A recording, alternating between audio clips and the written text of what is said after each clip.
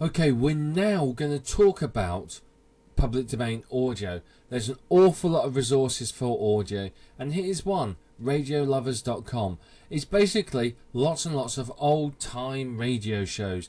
Now, you may think, well, nobody listens to these anymore, but let's face it, what are these? They're effectively, and not being funny here, they're effectively podcasts and MP3s.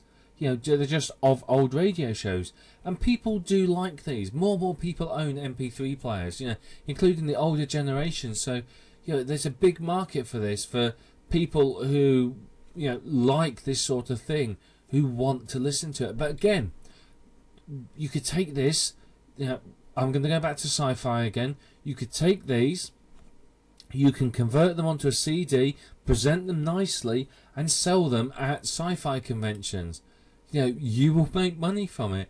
So, this one's on Buck Rogers. You can see there isn't many. Yes, there isn't many episodes, but there's some, and you could put this together, as an audio CD and sell to a Buck Rogers fan.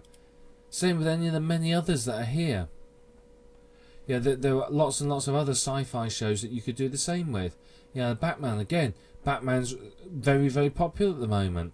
So you could easily, very, very easily, put together some of these into into a nice package. Flash Gordon again, Frankenstein. Potential, lots and lots and lots and lots of it. So think about what you can do with this. Again, if you spent $1,000 taking a load of these and a load of the videos for sci-fi, burn them all onto DVD and CD, publishing them, put your website address on them, link it all up to print on demand, go round to sci-fi convention and set up a stand. You can make a killing with this sort of stuff. You really could. You set yourself up as nostalgicsci-fi.com or sci-fi blast from the past, sci-fi from the past, something like that.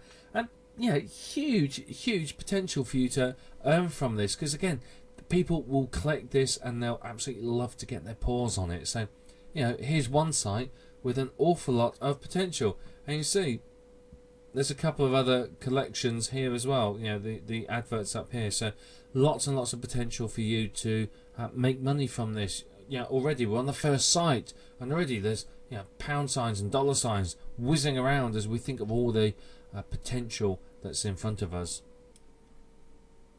Here's another site for us, LibriVox.com.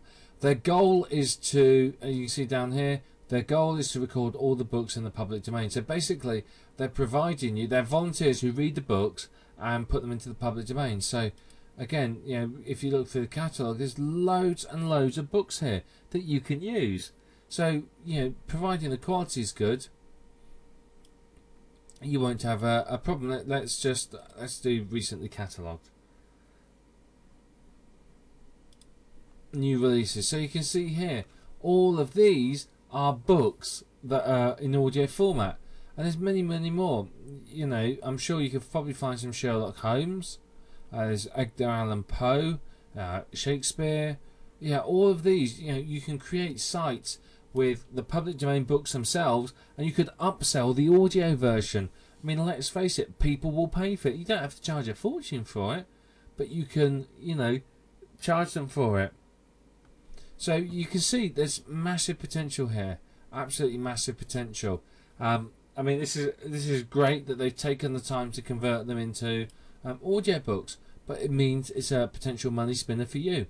I mean, I could take, if I was selling a product on something, I could take a couple of these audio books, I could use them as bonuses, I could use them as a gift for people to sign up to my list, anything like that, and it will work for me.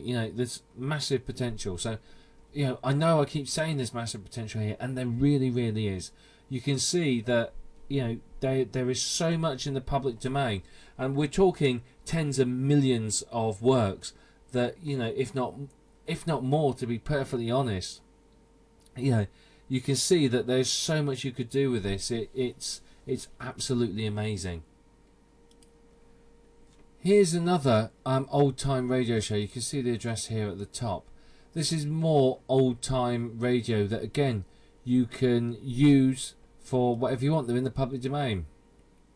So you can see here, there's some Sherlock Holmes that's been read. There's Superman, Christmas Carol, and so on.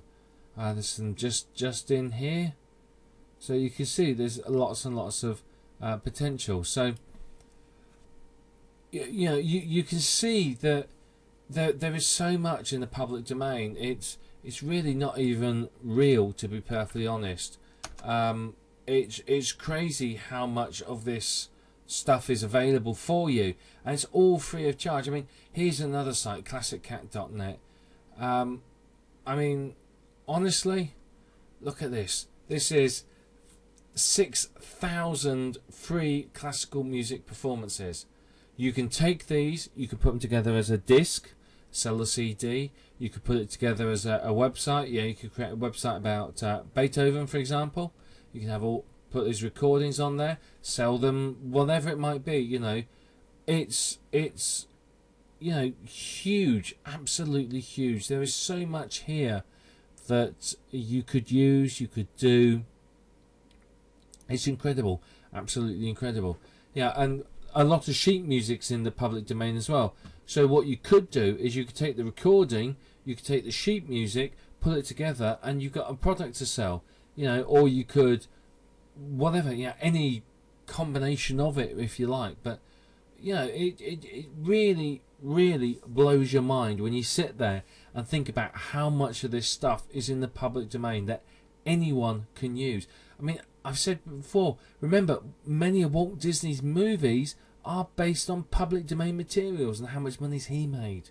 You know, it's crazy, absolutely crazy. But you know, you could use this site. There's a lot of potential here for you. I mean, search through, you know, use it how you want. You know, create a fan site about a classical author, a classical composer. You know, you could create several sites, one about each composer. You could include their sheet music, their music to download, monetize it all with either adverts like this from Google, or adverts like this from places like Amazon or other related websites, if you like. So an awful lot of potential.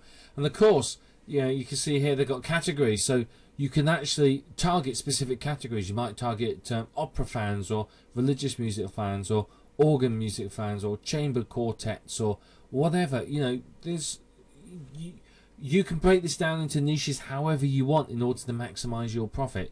Really, really can. So, you know, you can see here what the potential is for you. So this is all different types of audio, and of course there's lots of other types of public domain audio as well. There's sound effects, there's animal noises, bird recordings, and so on. All of those are available to you in the public domain from various websites. So, you know, you can do anything you want with it and create some incredible websites.